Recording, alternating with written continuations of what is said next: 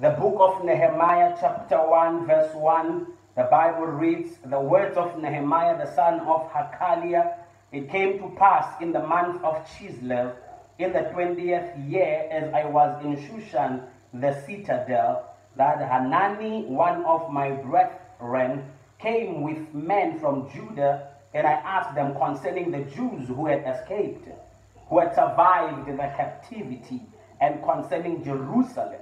And they said to me, the survivors who are left from the captivity in the province are there in great distress and reproach. The wall of Jerusalem is also broken down, and its gates are burned with fire. So it was when I heard these words that I sat down and wept and moaned for many days. I was fasting and praying before the God of heaven, and I said, I pray, Lord God of heaven, O great and awesome God, you who keep your covenant and mercy with those who love you and observe your commandments. Please let your ear be attentive and your eyes open, that you may hear the prayer of your servant, which I pray before you now, day and night, for the children of Israel, your servants, and confess the sins of the children of Israel, which have sinned against you. Both my father's house and I have sinned. We have acted very corruptly against you, and have not kept the commandments and the statutes or the ordinances which you commanded your servant Moses. Remember, I pray, the word that you commanded your servant Moses, saying, if you are unfaithful, I will scatter you among the nations. But if you return to me and keep my commandments and do them, though some of you were cast out of the furthest part of the heavens, yet I will gather them from there and bring them to the place which I have chosen as a dwelling for my name. Now these are your servants and your people, whom you have redeemed by your great power and by your strong hand. Oh Lord, I pray, please let your ear be attentive to the prayer of your servant and to the prayer of your servants who desire to fear your name. And let your servant prosper this day, I pray, and grant him mercy in the sight of this man. For I was the king's cupbearer, and let me repeat again, I pray, and grant him mercy in the sight of this man. For I was the king's cupbearer. Now chapter 2 verse 1 reads, and it came to pass in the month of Nisan, in the 20th year of King Artaxerxes, when wine was before him, that I took the wine and gave it to the king. Now I had never been sad in his presence before. Therefore the king said to me, why is your face sad, since you are not sick? This is nothing but sorrow of heart. So I became dreadfully afraid and said to the king, may the king live forever. Why should my face not be sad when the city, the place of my father's tombs, lies waste and its gates are burned with fire? Then the king said to me, what do you request? So I prayed to the God of heaven, and I said to the king, if it pleases the king, and if your servant has found favor in your sight, I ask that you send me to Judah, to the city of my father's tombs, that I may rebuild it. Father, we thank you. We appreciate you. This is your word. Your word is life. Your word is truth. Your word, it edifies us. Your word, it builds us up. Your word declares, build yourselves in your most holy faith. Hallelujah. Father, we bless and we thank you. Let your word have a place in our hearts. Let your word transform our minds. Let your word edify us once more. In Jesus' mighty name, we pray. Amen and amen. I've just read from the book of Nehemiah. Now, if you would recall, for the previous weeks, I've been teaching and preaching about a buoyant attitude. Now, I quoted or I read from the book of Ezra, where the Bible tells us that Zerubbabel and Ezra, the priest, the scribe, they were rebuilding the temple of their God. After they were released by King Cyrus, the king of Persia, who overthrew the Babylonian kingdom. And prophetically, it was declared by Isaiah that King Cyrus, I will raise him up. He will subdue nations. He will release my people from captivity. He will say, let the temple of the Lord be built. According to the book of Isaiah, chapter 44, the last verses, and chapter 45, the first verses. Isaiah spoke prophetically about Cyrus, and they were released. Now, whilst they were rebuilding the temple of their Lord God, they were opposed. The Bible says, Rehum the commander and Shimshai the scribe, they arrived. They sought to discourage the children of Israel, the Jews. And number two, the Bible declares they troubled them and frustrated their purpose. The Bible declares they frustrated their purpose. You know, and the Bible also tells us that because of that opposition, they sat down for 15 years. They did not build the temple. They were discouraged. They were frustrated. They were troubled. They were sorrowful. Hallelujah. They succumbed to the intimidation and the plan of the enemy up until the Lord God raised Haggai and Zechariah, the prophets of restoration, hallelujah,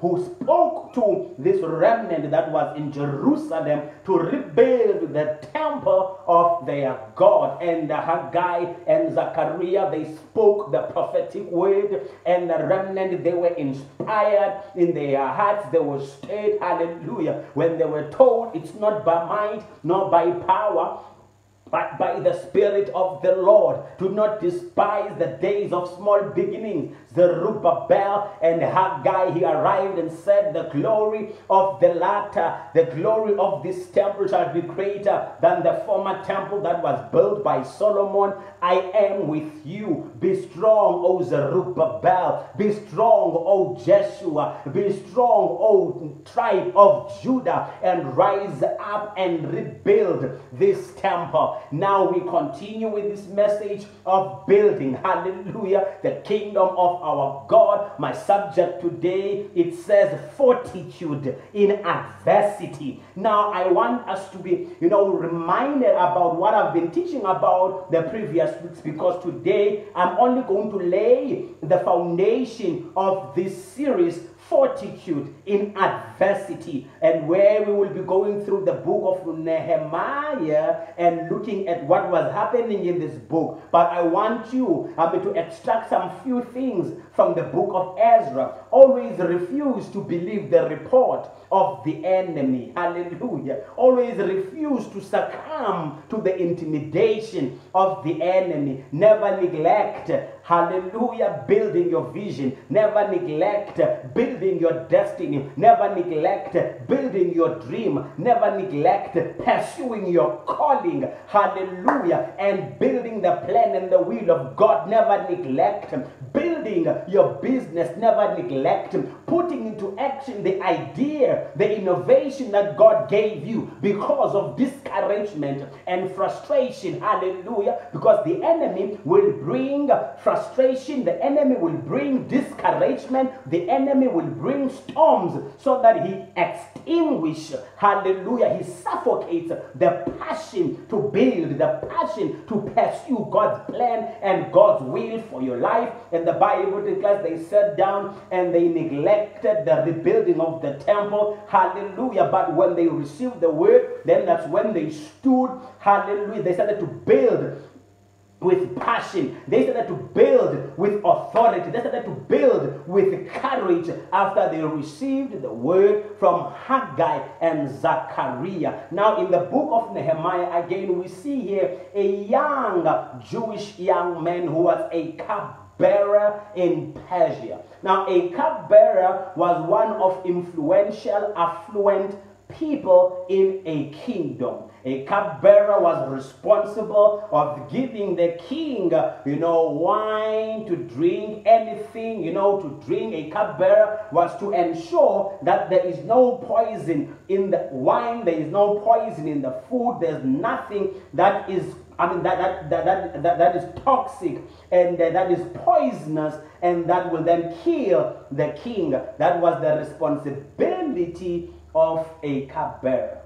Now, if you look in the book of Esther, you will recall that even the story of Esther took place in Persia, under Artaxerxes Ahasuerus. Now, the Bible tells us that Mordecai, the cousin of Esther, Mordecai, the one that raised up Esther, the Bible tells us that he discovered about the plot to assassinate the king. Two men colluded, two men agreed to poison the king. And because Mordecai had discovered the plot, he reported that to the king. He reported that to his immediate, leaders, who then conveyed the message to the king, and an investigation was made. And these two men, they were found guilty of trying to poison and to kill the king. And they were executed to death. And now that tells us that poisoning kings and poisoning people that are in authority was something that was common in Persia. And that's why now Nehemiah, he was a Jew, he was an Israelite, he was in a foreign land, but because of God's favor, because of God's hand upon him, because of God's anointing upon him, he was chosen to be the cupbearer to the king of Persia.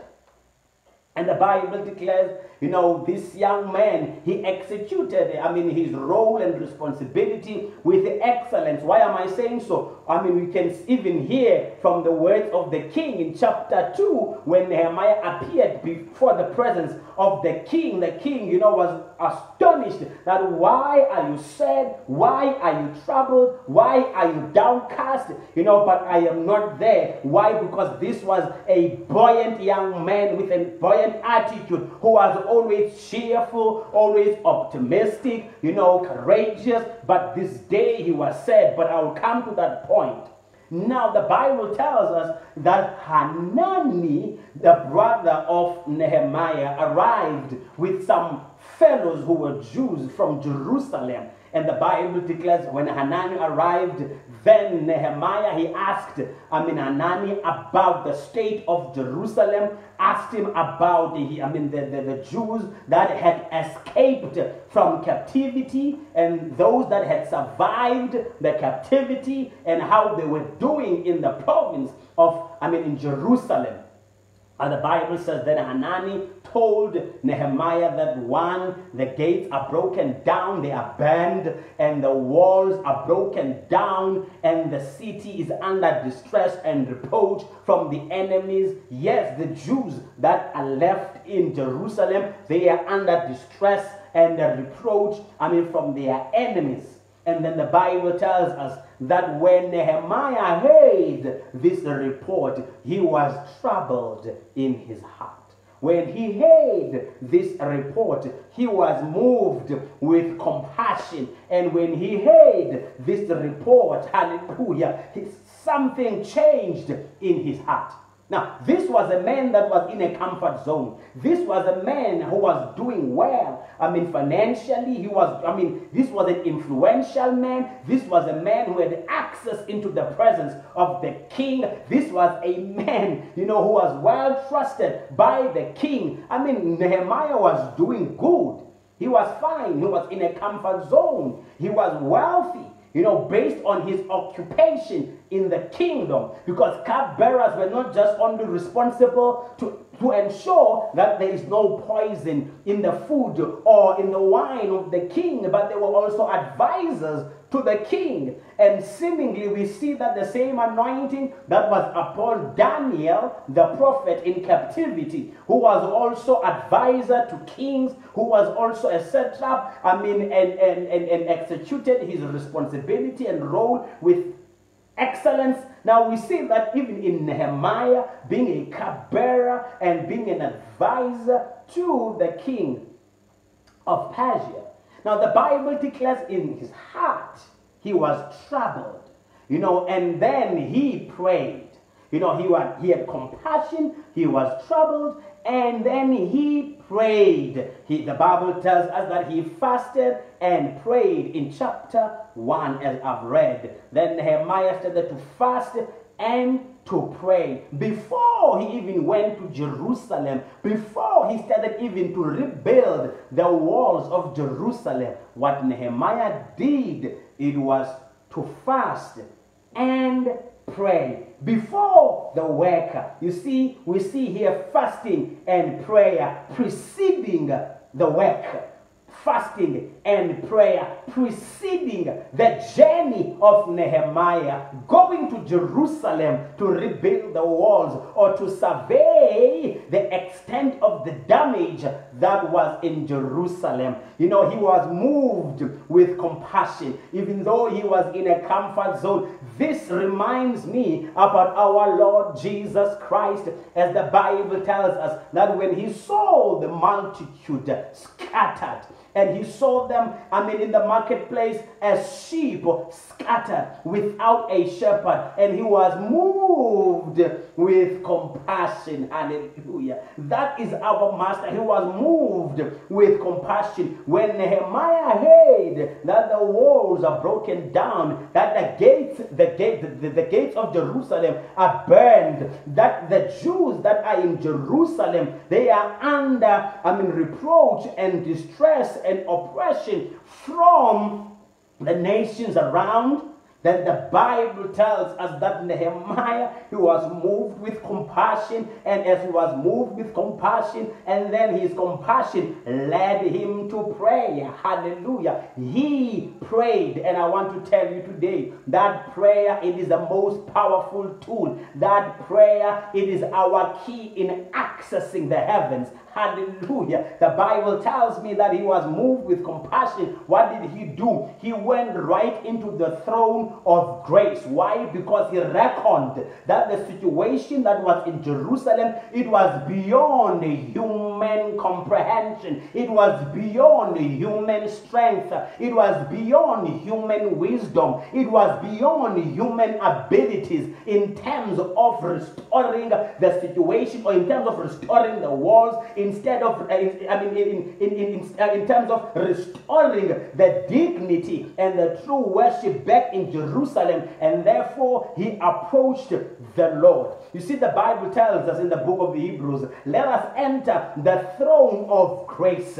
so that we may obtain mercy and grace to help us in time of need. That's exactly what we see from Nehemiah in chapter 1, the last verses. He is saying there, oh Lord, grant me mercy, grant me favor in the sight of this man, in the sight of my king, in the sight of my employer, in the sight of my master. Grant me mercy, grant me favor, because Nehemiah knew that you don't find favor from men. Hallelujah. First, you must obtain favor from the Lord God Almighty, and that's why he was able to enter the throne of grace through prayer, and he obtained that favor, he obtained that mercy to help him in time of need. Yes, it was during the time of need, not his personal need. You see, saints, sometimes we must enter the throne of grace not for our own needs only. We must enter the throne of grace so that we are able to promote the welfare of God's people. We enter the throne of grace so that we can receive mercy and grace.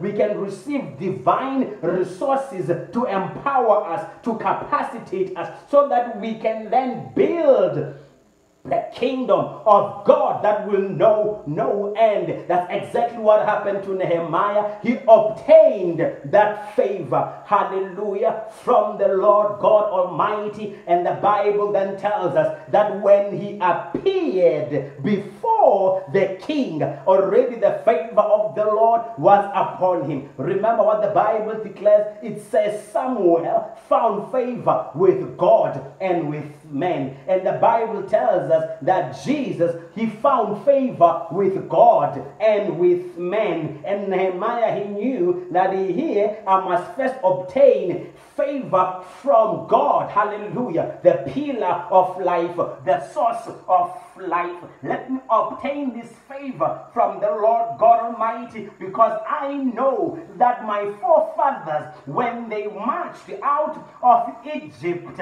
they obtained this favor. And as they obtained this favor, and they also found favor in the eyes of the Egyptians. And the Bible tells us whatever they asked the Egyptians for silver, they were given silver. They asked for gold, they were given gold. They asked for bronze, they were given bronze. They requested for mirrors, for assets, and they were given as they requested those. Why? Because God said to Abraham, before even Israel became a nation, even before they spent 430 years in Egypt, God said that to Abraham and said, your descendants will be slaves in a foreign land, but I will revisit them and deliver them, hallelujah, with my outstretched arm. But the Lord said to Abraham, I will cause my favor, hallelujah, I will cause my favor to be upon them, and they would find favor in the eyes of the Egyptians. And that's why when the children of Israel, who were slaves yesterday, when they marched out of Egypt,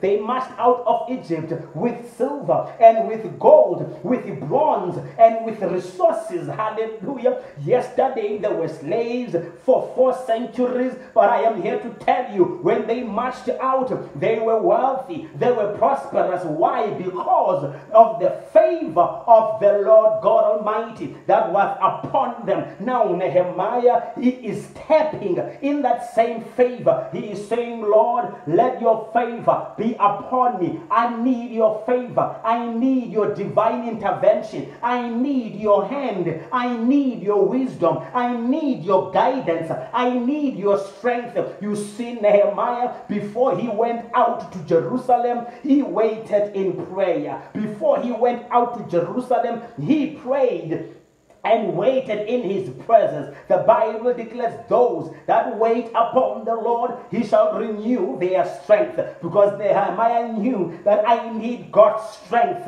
to restore this situation. I need God's strength to restore this situation that is impossible in the eyes of man, but all things are possible with God. And the Bible declares, those who wait upon the Lord, he shall renew their strength. They shall mount up with wings as eagles. They shall run and not weary. They shall walk and not faint. That is our God. Hallelujah. That's why in Nehemiah, he came out of this fasting and prayer. Hallelujah. With power from on high, with favor from on high. He came out of that prayer and fasting with courage. He came out of that fasting and prayer with wisdom. He came out of that fasting and prayer with strength to run with the vision. Hallelujah.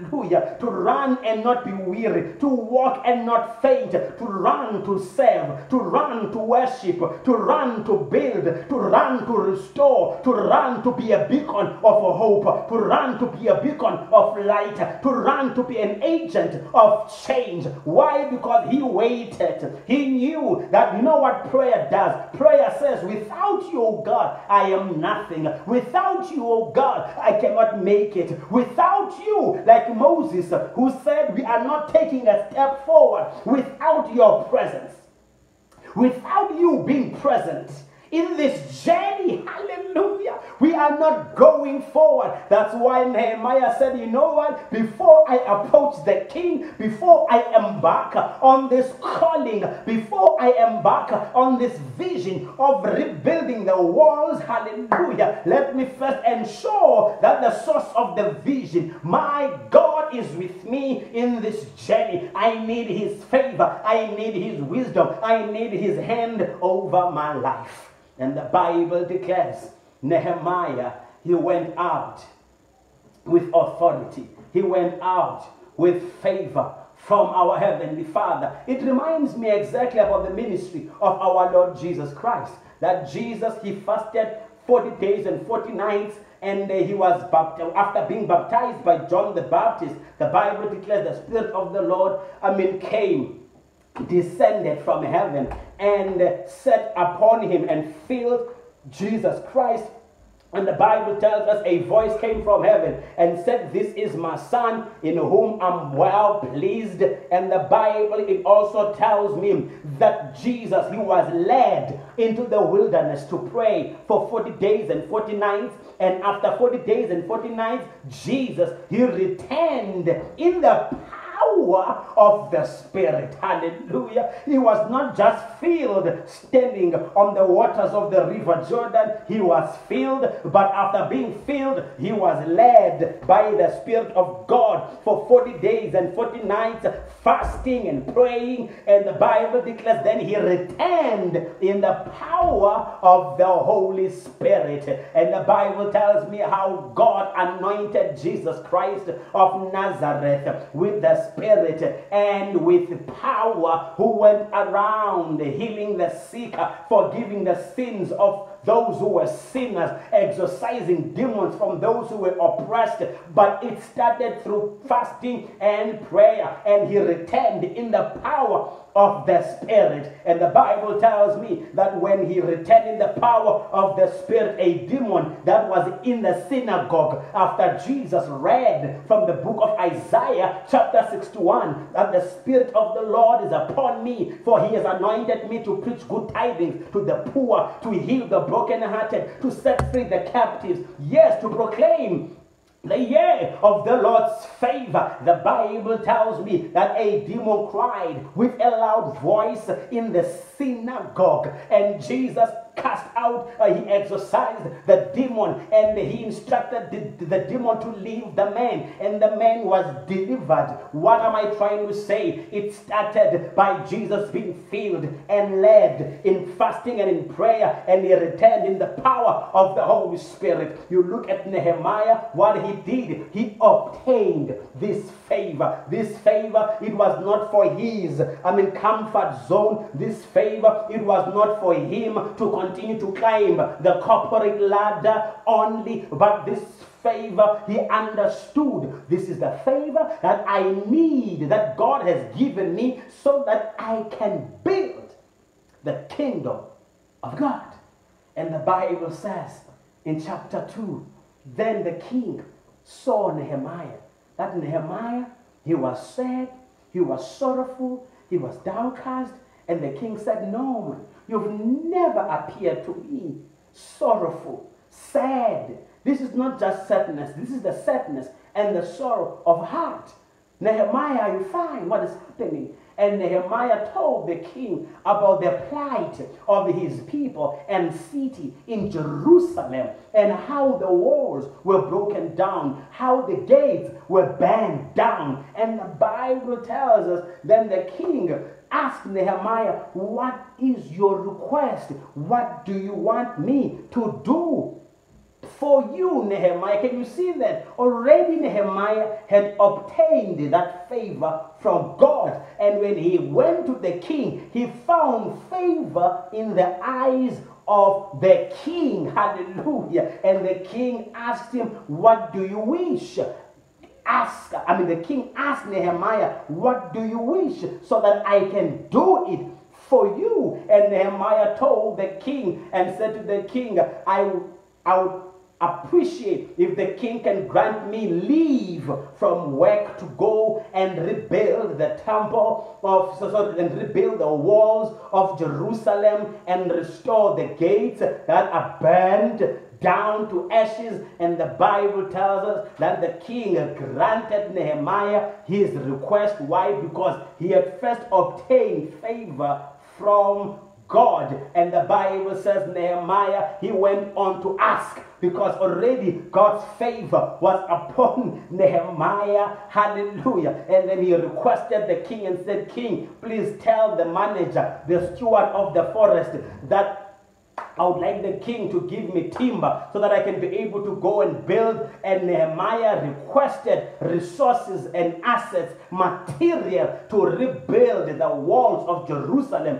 And the Bible declares the king gave Nehemiah, according to his request, everything that Nehemiah requested, he was granted by the king. Now, what am I trying to say today? That as I'm closing, I just want to give you the foundation of this letter, or the foundation rather of this book of Nehemiah, because for the previous weeks I will be speaking about fortitude in adversity. I will be speaking about rising above intimidation. I will be speaking, let us rise and build. But today, let me close by saying Nehemiah obtained favor to go and rebuild the walls of Jerusalem. But Lord, let me tell you something. We don't just obtain favor for nothing. You remember Mary, the mother of our Lord Jesus Christ. When the Lord appeared to him, Gabriel rather, the messenger, the angel appeared to her. And then the Bible declares, Gabriel said, you are blessed among women. You are highly favored among women. Why? Because she was going to conceive the eternal word of God. She was going to give birth to the salvation, to the Messiah. Hallelujah. Highly favored. But she was not just highly favored for her comfort zone. She was not just highly favored for fame. She was not highly favored, hallelujah, for her to be famous, but she was highly favored for purpose. She was highly favored for a divine mission. She was highly favored so that she can build. She was highly favored so that she can incubate God's purpose, so that she can give birth to the deliverance of the nations, to the salvation of the nations. Our Lord Jesus Christ, I want you to understand that Nehemiah obtained favor to go back to Jerusalem and rebuild, obtained mercy to rebuild. Mary obtained favor so that she can be used as a vessel of honor, conceiving our Lord Jesus Christ and giving birth to the salvation of the nations. He who foreknew no sin, hallelujah, was made to be sin so that we might become the righteousness of God in Christ. Isaiah spoke prophetically about Mary and said, a virgin shall be with a child and give birth, hallelujah, to a son of God, to the salvation of the nations. Let us look at Rahab, the prostitute. Rahab in Jericho. She was the only one that was spared with her household. Why? Because the Bible tells us she hid the spies, 2 spies that were sent by Joshua to spy the land of Jericho. Hallelujah. The city of Jericho. And the Bible declares that Rahab, the prostitute, she was able to hide these 2 men that had come to spy the land. And she made an agreement and said, look here, we have heard about your God, how he dried up the Red Sea, how the Egyptian soldiers drowned in the Red Sea, how you conquered the nations in the wilderness. Our hearts are melting. And there was an agreement that said, when we come to take over the city, make sure that there's a red scarlet hanging, out of your window, and everyone who's under, or everyone who belongs in your household, your mother, your father, your uncle, your aunt, your cousin, your siblings, your children, make sure that they are inside their house. And the Bible declares when the walls of Jericho fell down, only the house of Rahab remained standing on the wall of Jericho. Why? Because the Lord had spared Rahab. She believed in the God of Israel. She hid the 2 spies that had come to spy out the land. She found favor and she was spared by God. But she didn't just find that favor for Rahab just to rejoice. The Bible tells us that Rahab, she gave birth to Boaz. And Boaz is the one that got married to Ruth. the Moabitess, the daughter-in-law of Naomi. Boaz married Ruth, and the Bible tells us that Boaz and Ruth, they gave birth to Obed, and Obed gave birth to Jesse, and Jesse gave birth to David. And we know that Jesus Christ, he is the son of David. Hallelujah. She is the root of Jesse. What am I trying to say? He comes from the lineage of David, the lineage of Jesse, the lineage of Rahab. Rahab, she's one of the matriarchs. Hallelujah. Where in the lineage of Jesus Christ with the patriarchs called Abraham, Jacob, and Isaac. What am I trying to say to you is she found favor in the eyes of the King. Hallelujah, of kings, our heavenly Father. When she found that favor, so that she can build, so that she can be part of the divine will, divine purpose of our God. We don't just obtain favor for the sake of obtaining favor. We obtain favor, hallelujah, so that it repositions us, hallelujah, so that we can build the kingdom of God, so that we can advance the kingdom of God. And Rahab, she's one of the forefathers of our Lord Jesus Christ. She's one of the heroines and the heroes of faith. Why? Because she obtained this favor. You look at Ruth, the one I've just mentioned, from being a Moabitess. She said to Naomi, when Naomi went back to Bethlehem and told Ruth and Puah, you can go back to your father's houses. But Ruth remained and said, your God shall be my God, your people, my people. Where you lodge, I will lodge. Where you die, I will die.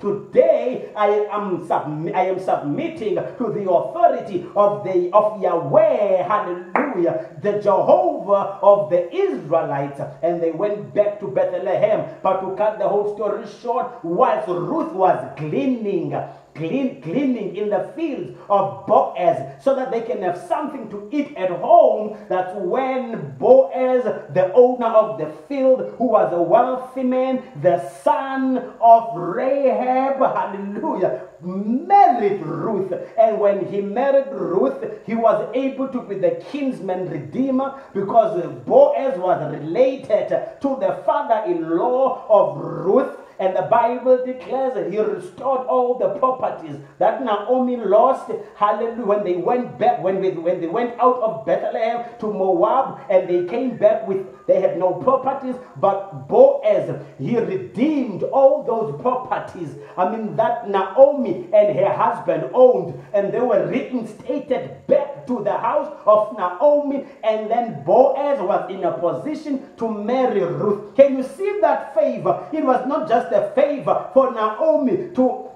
receive all her properties back. It was not just the favor for Ruth to marry a wealthy man, but that favor that they obtained, it was there so that she can incubate the lineage. She can incubate, hallelujah, the lineage of our Lord Jesus Christ. Why? Because the Lord God knew that through Ruth, Obed will be born. Through Obed, Jesse will be born. Through Jesse, David will be born. I am here to encourage you that you know that you have obtained that favor. You are not in that workplace for nothing, just for you to receive, as your salary at the end of the month. You are not born in that family accidentally. You are not staying in that community where you are, by accident. It's by God's favor and God's plan. You are where you are. You are working where, hallelujah, you are working. You got that employment exactly where? In that company that you are in. You got that school in that varsity you are in. Why? Because the Lord knows that through you, He has a plan. Through you, there's a plan to be accomplished. You see, all these people that I've mentioned to you, Nehemiah, Rahab, Ruth, they obtained this favor. Our Lord Jesus Christ obtained this favor so that they can build, so that they can do it, so that they can execute the will of God. As I'm closing, then we will continue with this teaching about Nehemiah. The Bible tells us that he went back to promote the welfare of God's people. And that's where we are going to touch the phrase fortitude. Because the minute you set your heart to promote the welfare of God's people, the minute you set your heart to respond to God's calling, to respond to God's vision for your life, and you start to do that which God has called you for, then the enemies are going to come. We will next week look at the characters Tobiah and Sanballat, who arrived to frustrate the plan of God, to frustrate the purpose of God, to frustrate the vision of Nehemiah, to frustrate the Jews. Why? Because Nehemiah had arrived to promote the welfare of God's people. Father, in the name of Jesus, we thank you, we bless you, we appreciate you, we give you the honor, we give you the glory, we give you the praise. We thank you, Lord, that we have obtained favor. Today we are God's children. Today, Lord, we are co-workers with Christ.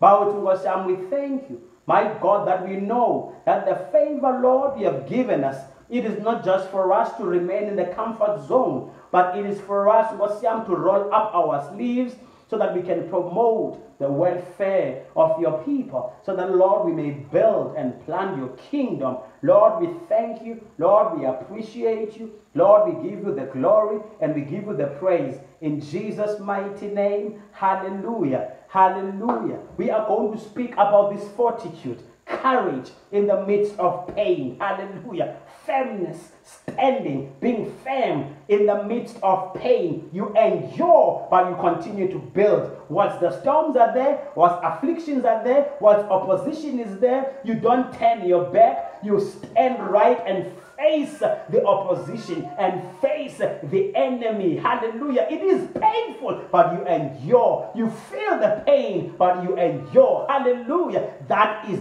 fortitude in adversity. That is exactly what I will be elaborating and speaking from these coming weeks. But it was important for us to understand that it did not start with the rebuilding. It started with prayer and fasting and obtaining favor from our God. You are here today, you would like to accept Jesus Christ to be your Lord and Savior. I want to pray with you. You can be the child of God, your sins can be forgiven, you can receive the precious gift of eternal life. And if you want to accept Christ as your Lord and Savior, please pray after me. Say, Lord Jesus, I repent of my sins, I give my life to you. Thank you for the precious gift of eternal life. I am the child of God, and I am no longer a sinner. May the Lord richly bless you, saints. Keep that fortitude, keep that attitude, keep that emotional power. That is exactly what we will be speaking and talking about the upcoming weeks. May the Lord richly bless you. May the Lord keep you. May the Lord cause his face to shine on you. May the Lord enlarge your territory. May his hand be upon you. May the Lord keep you from evil. May the Lord richly bless you. Thank you very much for joining us at Faith Anchored Church this afternoon, reaching the unreached through anchored lives in Christ. Remember, you are highly favored to build. God bless you. Thank you.